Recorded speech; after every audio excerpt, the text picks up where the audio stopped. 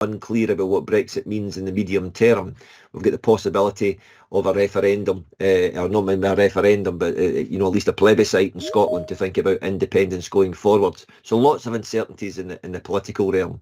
And while our social security system is evolving in Scotland to provide more support than it did beforehand, it quite clearly has a number of significant challenges that it has to face up to.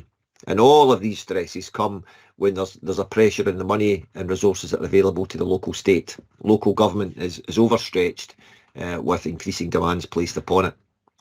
So where does education fit into this picture then? Well, education is important because it's part, if you like, what we might see as a negative cycle if we don't get it right. We know then that the children that grow up in poverty are disadvantaged as they enter education, and partly that's what the poverty-related attainment gap is about. Trying to tackle these inbuilt disadvantages that our poorer children face.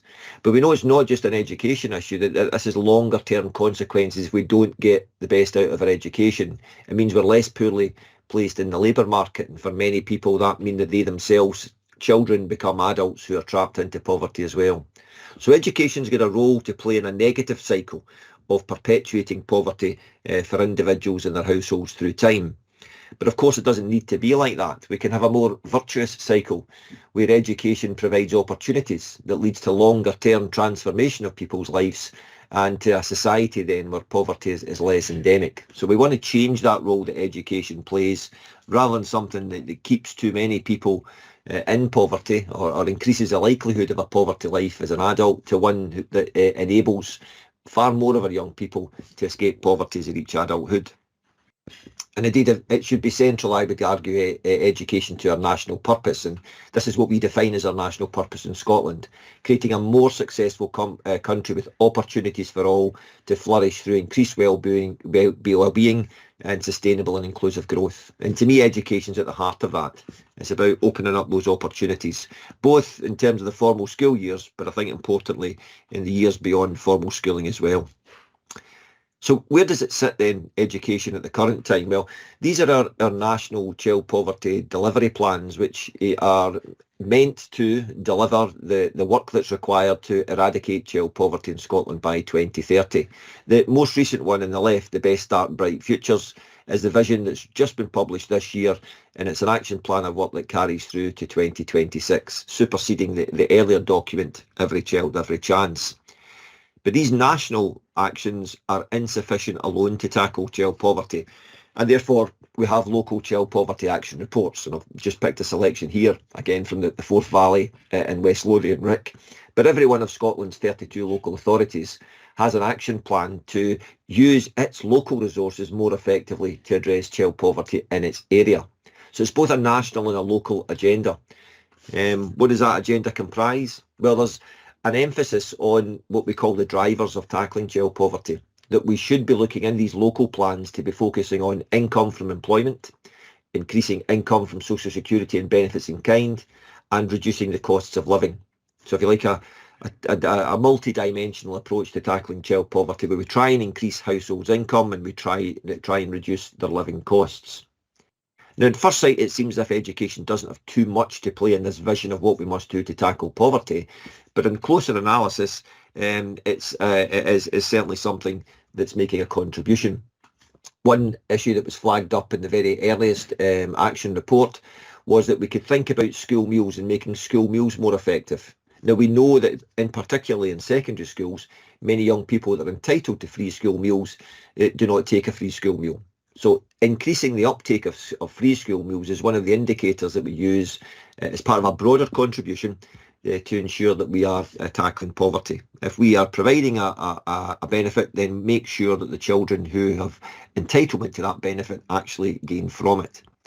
But more broadly, I think there's a lot of work that goes on in schools in tackling the cost of the school day, and that's certainly centrally focused on that reducing household cost work. And perhaps one of the shining lights of the first delivery plan is the array of work that was reported across many local authorities that sought to tackle the incidental and hidden ways in which schools previously, I think, were making life more expensive, making school more difficult perhaps than it needed to be for many young people and many families. So lots of small changes that can make a significant difference into what schools are for households by reducing the cost, the hidden cost of the school day.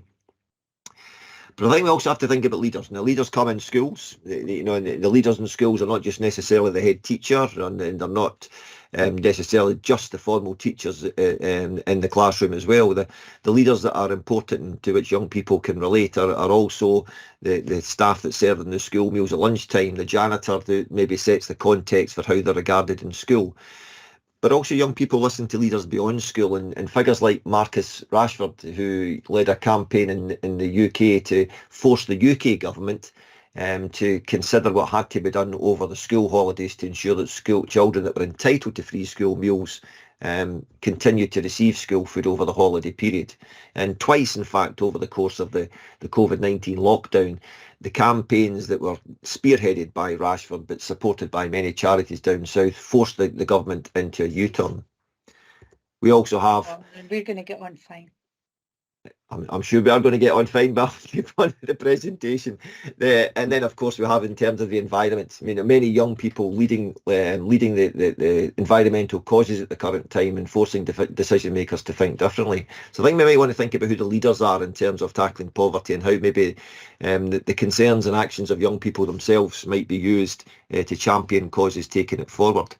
What about that then, thinking strategically? Well, tackling poverty can mean different things, and I think it's really important that we do think very carefully about what we are doing and what our priorities are when it comes to tackling poverty, because it means we're focusing on different groups. Now, strategically tackling poverty, as I say, can mean different things. It can mean reducing the number of people living in poverty, and if that's the case, most action tends to be oriented towards people that are just in poverty, and the action is to try to get them just out of poverty. But if you want people to be protected from the worst excesses of poverty, very often we're dealing with the very most poor, the very most marginal of our young people or our families, and it's a slightly different demographic we work with. Other anti-poverty strategies might be concerned to prevent people from falling into poverty, and again, that's a slightly different demographic we're talking about too. If we think about the cost of living crisis at the current time, then much talk is about, how we can support those families that are just managing to prevent them from experiencing poverty. So it's pooling the range of actions that are available to a broader demographic than otherwise might be the case. So I think that's one thing we want to think about.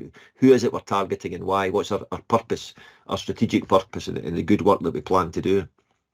So by way of conclusion, I just want to throw some examples of the types of things that can be done in education to make a difference in terms of tackling poverty. Some, of course, you'll be familiar with, others perhaps less so. I think, first of all, it's worth saying that, we want to shout loud. I think it's a good thing that we put pressure on other areas if we're doing good things. That sharing of good practice is something that can be a force for good. Glasgow, for example, now committed to give free electronic devices, free tablet devices to primary schools, extending into secondary schools.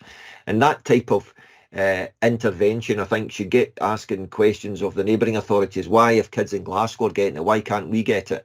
If you like, a race to the top by highlighting best and good practice and forcing other areas to think about why they're not following suit. Now, I'm not saying that's a perfect scheme, but it's by way of an example of a new innovation that might encourage others to think about what might also be possible. But sometimes it's not about shouting loud. Sometimes it's about being quiet and tackling poverty by stealth. So, for example, if you think of a uniform bank, a uniform bank can be disheartening. It can be perhaps even degrading if introduced in the wrong way and lacks a sense of dignity. But if we present recycling as the primary driving force rather than tackling child poverty, then perhaps it's a different feel to that anti-poverty intervention. It's about recycling, reducing, reducing our use of new materials, recycling those that we have. But in the case of a tackling poverty objective, making sure that those without actually have access to. So sometimes we shout loud, sometimes we keep quiet. Cost of the school day I've mentioned. I mean, I can't see any good reason why any school in Scotland doesn't have a comprehensive cost of the school day strategy to think about ways in which we can reduce the cost of that school day. if it seems crazy to you, because surely every school's doing it, well, I know in some authorities, for example, the Duke of Edinburgh Award, in one authority that I won't name, there's a £300 registration fee for the Duke of Edinburgh Award, which Duke of Edinburgh has kind of became one of the things that have got to be on your personal statement when you're going forward for jobs. If you want to present for university, there's almost an expectation that a Duke of Edinburgh will be on it. But, you know, there's one authority in Scotland's charging their kids £300 to take part in that. And I know times are tight, and you know that there are stresses on educational budgets and community learning budgets, but if other authorities can do it for a much less cost, then I think questions have got to be asked. So my understanding is much more that needs to be done in terms of reducing the cost of the school day than currently at present. I think also we want to think about our fundraising, which is, it is good that we involve our school communities in fundraising, but I think we also have to think about poverty proofing them. I can think of schools that, with the best intentions, you know, parent councils put on events, but those events come with a expectation that all parents contribute and will put their hands in their pockets. And it very often leads to a more selective group of parents and families that take part in after-school fundraising events, because other families simply can't afford to pay the money for the entry fee, or to pay the expectations of raffle tickets, or to pay the money for teas and coffees, if we're using that to raise money for funding. And it has the opposite effect of what the fundraising is often aiming to do, which is to broaden the resources for the school and make sure that all school pupils have access to opportunities. Rather paradoxically, sometimes that poverty, that fundraising work can create and exacerbate divisions, and it means that some kids are less likely to take part rather than more part. Our school meals, I think, have to be fixed. It's a difficult challenge. There are some in-school in-school decisions that can be made to change how we deliver our school meal service. Earlier this year, we did a survey of 17,000 secondary school pupils in Scotland. We provided individual school reports back to 90 schools, secondary schools this was, where there were enough responses to get them to think critically about, what the secondary school pupils were saying about school meals, and perhaps what might change to make it a more effective service. Because far too many of our young people that we know are entitled to school meals, and therefore we expect they need that school meal in order to reduce family budgets. Far too many of them are not taking it. So we have to think about getting solutions to make sure that key service is more effective than it is. Our attainment challenge work, we have to understand what success is, and I think promote that more widely. There's a lot of good work done there, but I think there's more work that could be done. And linked into that point number 7, I think a lot of the work that's done under PEF is valuable. It is about enhancing opportunity for young people, but it's not necessarily directly oriented towards tackling the poverty-related attainment gap. Now, that's not to suggest that it shouldn't be taking place, but I think we have to make sure that the funding that's available through PEF is working towards the objective that the funding is been introduced to tackle, which is to narrow that attainment gap in ways that work. I think some of the other ways in which PEF money have used, I think other funds should be found for it, but it shouldn't be wrapped up in that programme if the programme is to be effective. I've mentioned local child poverty action reports, and I've said that in some of the reports cost of the school day features, but I think we need to think about how education could be more central to the wider work within our local authorities to tackle child poverty. And it's a tricky one, because a lot of the work in education is about laying the foundations for later success in life. It's not necessarily about tackling poverty in families in the here and now.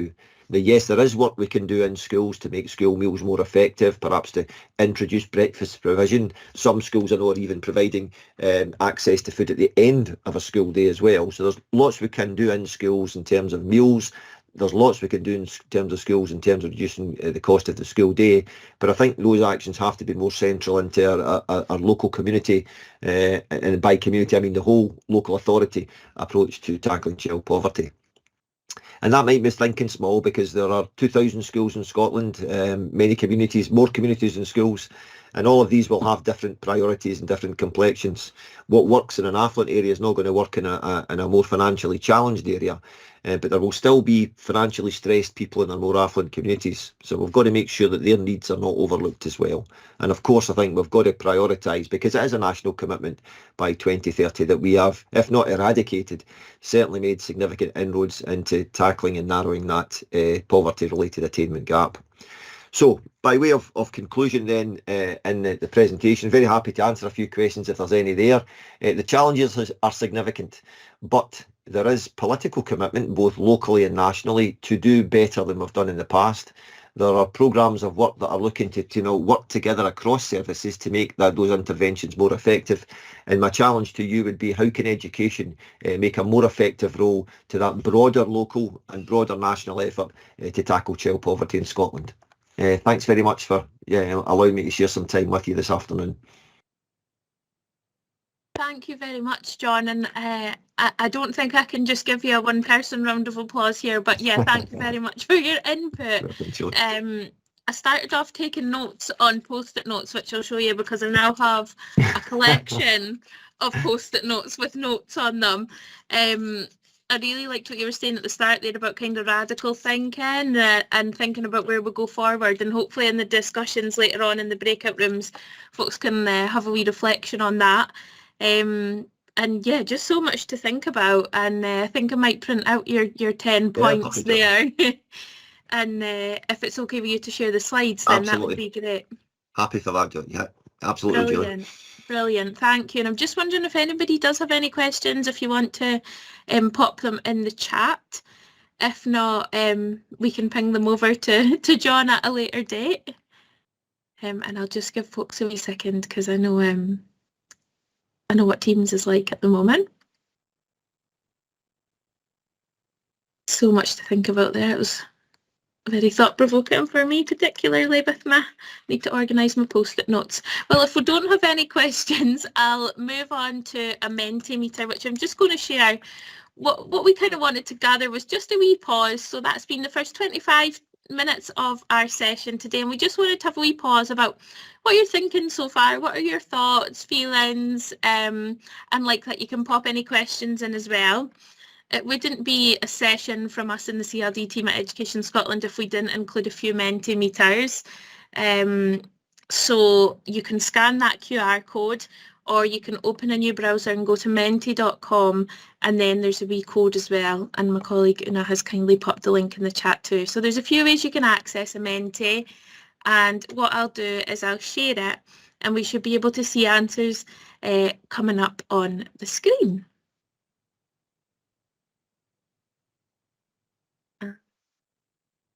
So hopefully we'll start to see answers coming up. Perfect. Okay.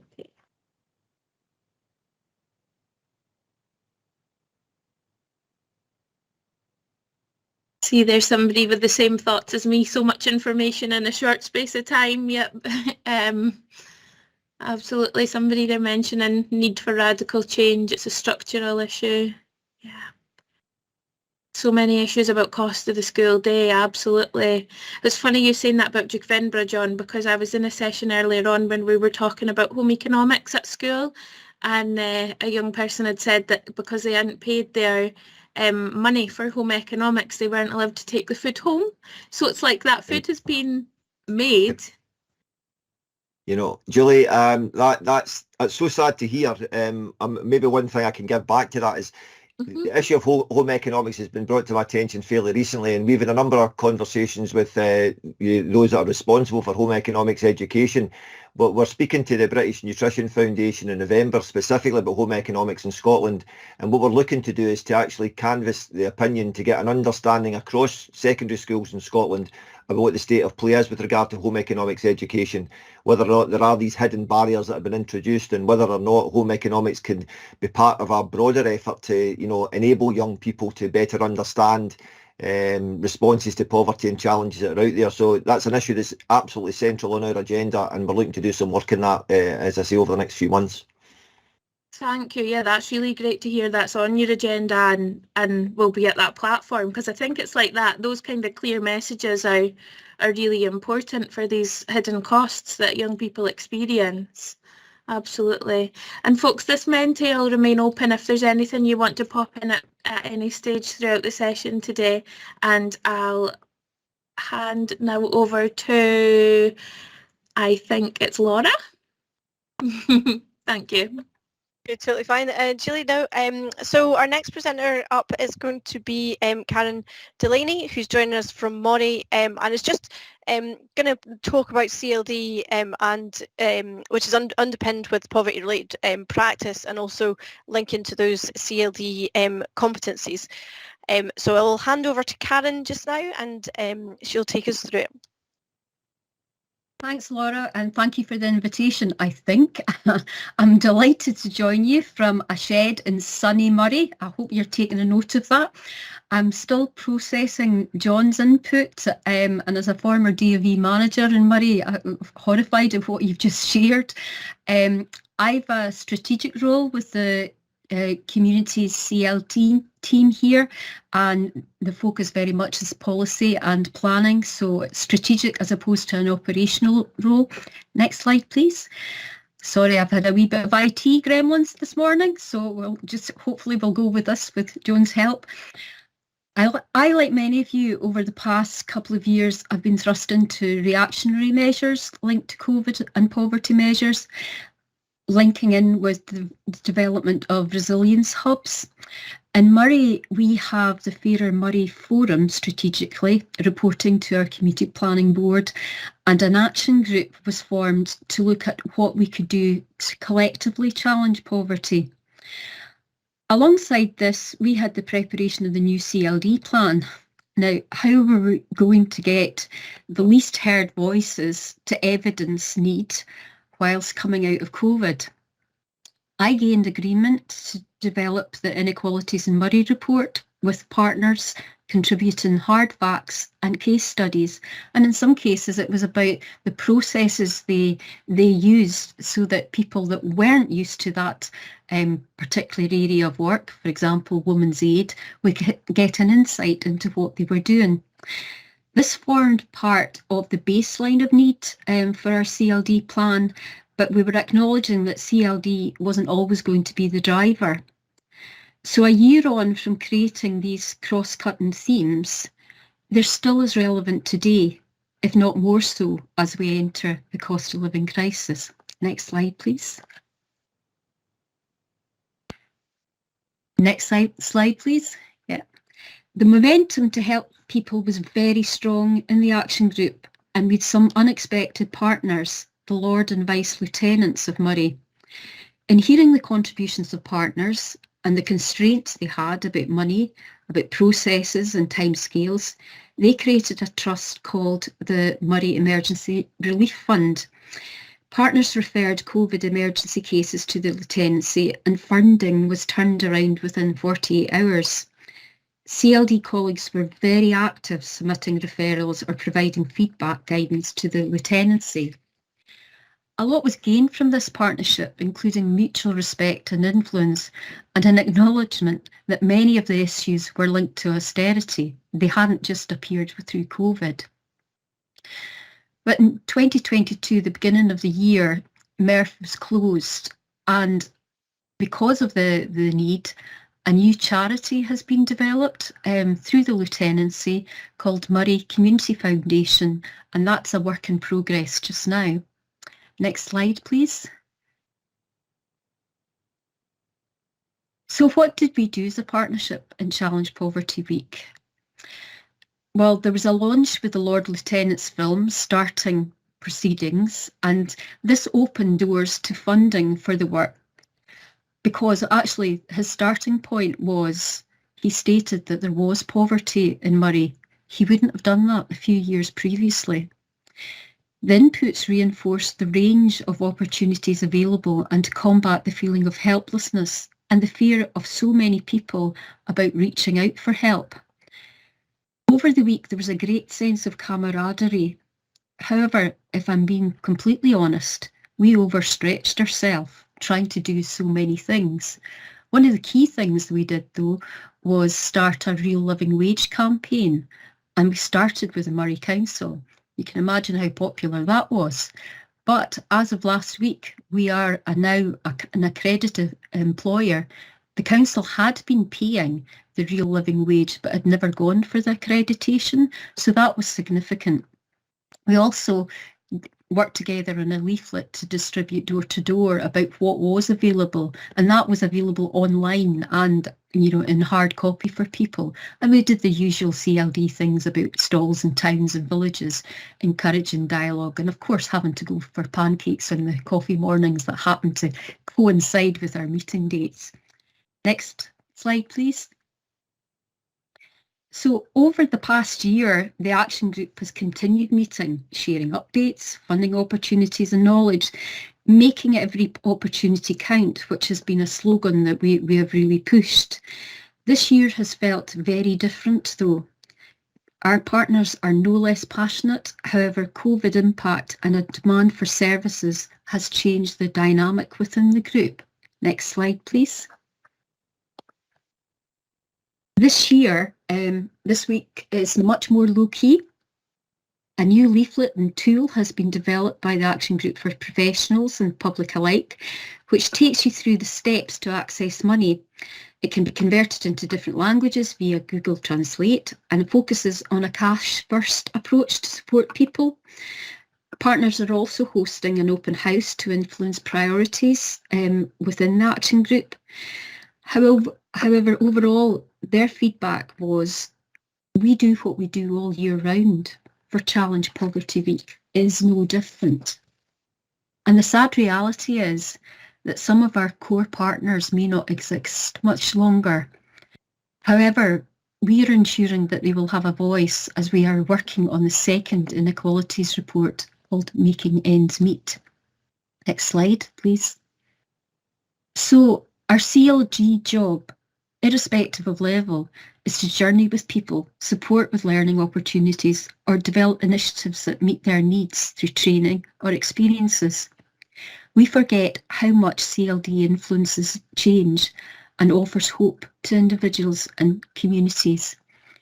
And I'm just sharing some of the examples of the work, and I must say great work, that the teams are involved with in Moray, from community asset transfers, participatory budgeting. I'm going to do a plug for our Winter Learning Festival, that Back on Your Feet, there's going to be an input there, so make sure you get that in the first week of November. We've also had a campaign by a pupil in Bucky High School challenging access to free school meal monies first thing in the morning. So our youth work team is involved in that. And our adult and family learning team have been doing great stuff with families in the maths challenge, and Money Matters piece of work we've now got the evidence that has made a significant contribution to families in their budgeting, and as well as supporting in literacy, contributing to Scotland's stories. When the funding came in for the community mental health and wellbeing, if we were honest, we were a bit aghast at the fact that it didn't come to the local authority. However, in looking back, we know that there's support through TSI and the wider partnership. We actually were able to deliver collectively a far better project in terms of supporting people combating social isolation. And last week we had an event where people contributed their evaluations, and there was really positive feedback. However, the concern we have is that most staff and volunteers that stepped up to support people in COVID and post-COVID are saying we're frazzled. So there's a huge piece of work to be done there in supporting the people that are the troops on the ground. Next slide, please. I'm going to share a few questions, not for today, but maybe to take back, either to look at personally or within your teams, to mull over.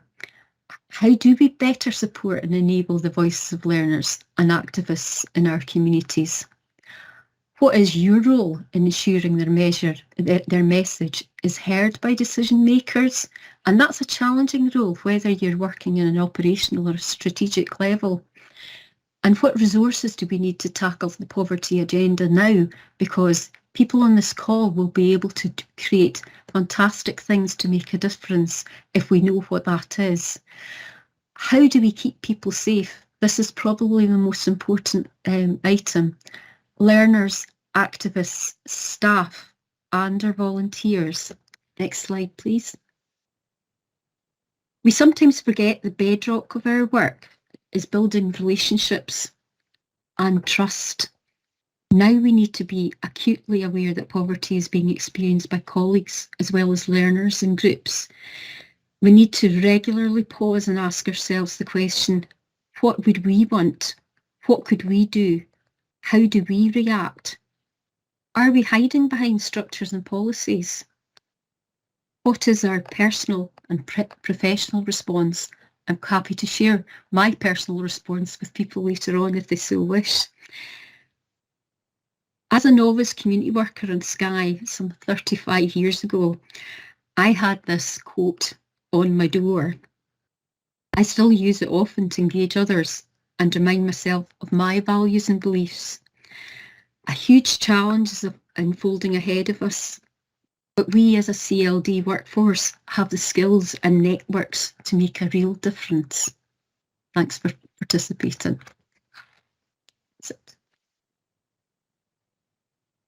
Karen, thank you so much. I'm almost paused myself because you've left me with so many thoughts in my head, and I'm sure everybody on the call is in a really similar state of mind just now. I thought it was really inspiring, some of your messages about CLD starting in some cases difficult conversations or just things that are you know, things that are put in place, like the time of the free school meals, and can that be changed? Thought that was really fascinating. And also just that getting information out to people, and obviously I know many people in this call will know my passion certainly around CLD and adult learning and my connections with the ESOL world. So it was great to hear about that, thinking about converting things into different languages, because it's obviously poverty can be in any community anywhere, absolutely. So really just great to hear all of that, and the partnerships and mental health links too. So thank you, Karen, thanks very much. Just yeah, if there's any questions, I know there's a lot of information in it, and I'm probably quite sure you'll all be happy to see Karen's presentation, so you can read over some of that again, and obviously it's got the links to the reports that Karen mentioned in it. Is there any initial questions? If you've got one, you can feel free to put it in the chat and I can ask it on your behalf, or if you want to ask Karen a question. I don't see anything coming up. What we're going to do next is we're going to be going into some breakout rooms. We were really keen as part of this, that it's really important to connect with colleagues and to hear from each other what each other's doing, and hopefully some of the presentations will have given you, inspired you, and maybe some thought. And obviously when we're working all across Scotland, each of our communities looks a little bit different, but also some of these things that are in place, that whether it's the time of the school meals, for instance, will be different in different places too. But thinking about CLD and CLD practice, and thinking about what you're doing in your role and what you can potentially change, or what you can potentially think about, was really important to us. So we're going to put you into breakout rooms so that, because obviously this big webinar, I know what it's like, people don't want to, it's a much harder space to talk when we've got 70 people on the call or thereabouts. So we're going to get you into some small breakout rooms where you can chat with some colleagues, and we're going to pose some questions to you. What we will be doing is we'll be sharing a link to a Padlet, which you can feel free to put any comments up onto the Padlet, because we will capture that. Fully aware though that really you want to take this opportunity to speak to each other and to discuss CLD, so don't feel obliged to do that right now. You can add to it afterwards if you want to. We will leave it open, so it's up to you. You can either do it during. Some people, when they're virtual, prefer to go on the Padlet to make their comments. Some of you might want to just talk in the room, so you can make that decision yourself with what you feel comfortable with. So we are just asking a few questions, and obviously, this webinar will have people from community development. We've got people from CLD and youth work, people from CLD adult learning, whether the different sectors of it. So lots of different roles all the way across. So really what our questions are about is thinking about the role that you're doing and thinking about the community you work in. So how is poverty affecting the community you work in? And obviously we've got where we're at just now, but we're always thinking forward as well. And obviously we know that the cost of living crisis is really only just at the start. So really thinking about that, how's it affecting the community, at the moment, but also how can you see that affecting it over the winter, and then obviously future after that, with rising food costs, rising rising, I was going to say, mention a couple others, but really it's rising costs of everything is how it seems at the moment. So thinking about that, thinking about then to what extent poverty is impacting on learning and development opportunities. And again, that might be different compared to where it is that you're joining us from today. So thinking about disempowering individuals and communities on that. Obviously, a really important part of CLD practice is that partnership working that we have. So we're very well aware that during COVID that there was new partnerships that emerged, and new organisations that maybe hadn't worked with before, but these started to kind of flourish during COVID. So thinking then about those kind of key partnerships, and are they ones that you can then build on instead of having a COVID focus, can in future look around the support and the issues around poverty. And then lastly, just thinking about that, kind of raising awareness of opportunities and services that are available through partners. And I know Karen referenced that in terms of work that she's done and how that's really supported the work that's taken place, and also what that has meant to supporting individuals within the communities that she's working in. So some quite broad questions for you to have a think about. We will put these into the chat for you once you're in the breakout, and we'll also give the link in the breakout chat room as well. So that will all be going over, so don't worry, you don't need to remember these questions as they stand. Now my colleague Julie, you're going to be putting everybody into breakout, so if you can just give me a wave when you are ready. I'm just setting it up now, Laura, so Fab. Hopefully the breakout room magic will happen soon. Brilliant. And we'll give people plenty of time in the breakout rooms, because we know what it's like as well. You kind of just get started with these conversations, don't you? And then you get whisked back. So we're hoping we should be able to give you about half an hour in the breakout rooms to really get into some of these subjects. And so thinking about yourself, your organisation that you're working for, and there's a real opportunity here to hear about other people in your room and hear about practice and I know some areas, for instance, are already looking at heat hubs, for instance, in communities that are needed. Is your local authority one of them? Is that something that potentially might want to share some information on, or certainly develop?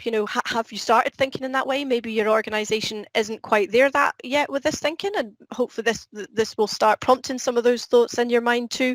So you might get a bit of learning from each other, or you may have learning that you can share with others in your room. So please do so as you go in. Is that you, Julie? It should just be magically happening now. Brilliant. And you should be in with another 4 or 5 people in your breakout rooms. And please come back to the main room if there's any issues. And if there's really any big issues, you can come out of everything all together and just click on the link that you were issued to join us as well. Likewise, if anybody's got any issues, you can't turn your camera on, anything like that, just use the chat pane and you'll just be talking to those who are in your group. Okay, hope you have some lovely discussions. What? I can see a couple of folk coming in the lobby. As usual, I think we could have done with a bit more time in my breakout room. And I'm not going to lie, we were having a really good discussion, so it's quite sad to be whisked back. I'm not going to lie. I could have done with a bit longer, so I was thoroughly enjoying our. Yeah, we were mid-flow, absolutely, as well. Someone just had their hand up there for a moment. Was that? That was an accidental hand, sorry. Accidental. Okay, grand. Well, I think if we've got everybody back now, I just wanted to thank everybody for their contributions to that discussion and to the Padlet. Brilliant discussion in my room. The Padlet will stay open for a little while and then we'll close it up and it'll be circulated to you, and you'll see the links at the end of where you'll be able to capture some of what was said. What's on the screen at the moment is a reminder of those questions, the reflective questions that Karen put up as part of her discussion. Yeah, and we certainly spent quite a bit of time talking about how can we ensure the messages of CLD and learners are heard by decision makers. That was a big part of the discussion. And we'll be asking you to sort of take those thoughts away, think about them, discuss them with others in your CLD service, in your organisation. We'd like now, though, just to spend a moment thinking about what Education Scotland may be able to do to support your work in tackling poverty. What professional learning can we deliver that might help? So there's a Menti link here and a QR code. So if anyone would like to just answer that. Oh, there we go. Yeah. So any thoughts about further learning, professional learning? Is it more discussion space? Is it more of those amazing inputs that we got from John McKendrick and Karen and similar? Or are there other things that you would like to know more about? And when everyone's had time to have a look at the link, I don't know if we're able to show what's coming up on the Menti in a wee minute. There we go, campaigning and lobbying. That's interesting. Okay.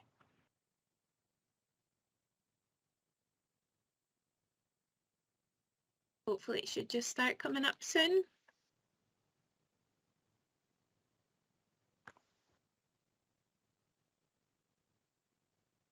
Okay. So more space to discuss and share what people are doing, how to feed it upward to policymakers, community development strategy.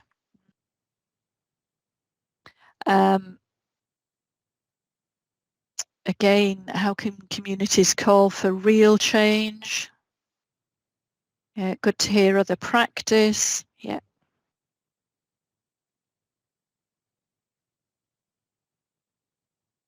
Yeah, so similar ideas coming up there. No thanks, I've got a juicy. Oh.